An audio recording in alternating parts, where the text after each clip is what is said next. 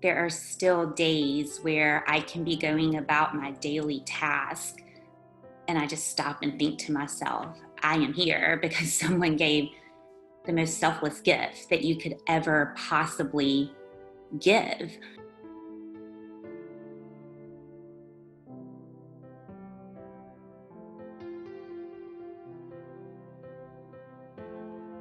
Once you're diagnosed, the average lifespan is about 3 to 5 years.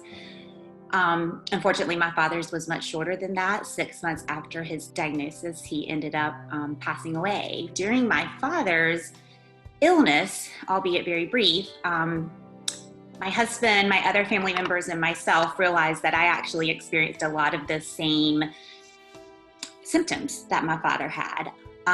So about a month after my father's passing, I found myself seeing his same pulmonologist and was basically told that my lungs were not happy and was sent to see a lung specialist.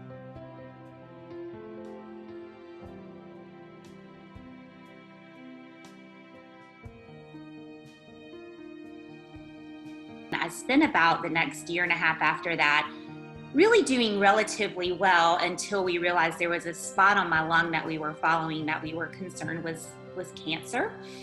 And the issue becomes that, at least at Duke, their protocol is that they would not transplant you unless you were 2 years cancer free.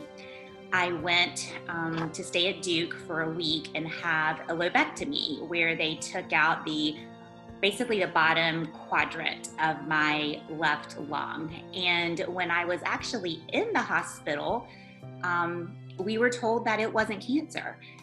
And I was home for just a couple of days, but I was doing great. I was going for a little walk around the neighborhood and got a call one afternoon that upon dissecting a little more and sending my pathology through to some other places throughout the country, that tiny little spot on my lung, which was causing my breathing capacity to very quickly diminish, was indeed cancer.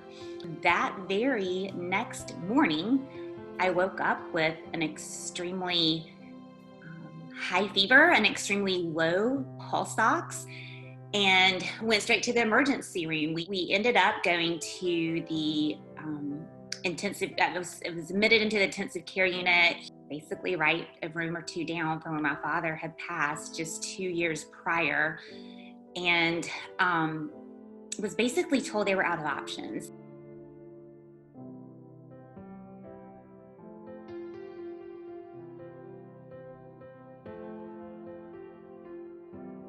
Since the cancer in my lungs was early, it was stage 1A, and that they had gotten it all with the lobectomy, that they were going to call the procedure curative and that Duke would consider me for a lung transplant.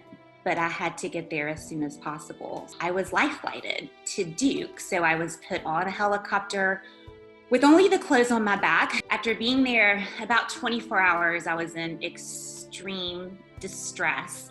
And so they made the decision to put me on ECMO, which is basically a life support device where it takes the pressure off of your lungs. It's really just considered a very, very short-term solution.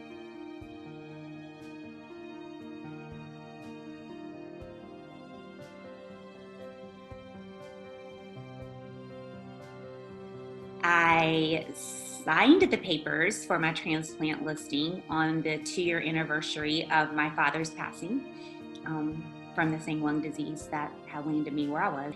And 4 days later, I had new lungs. And I remember my husband at the foot of my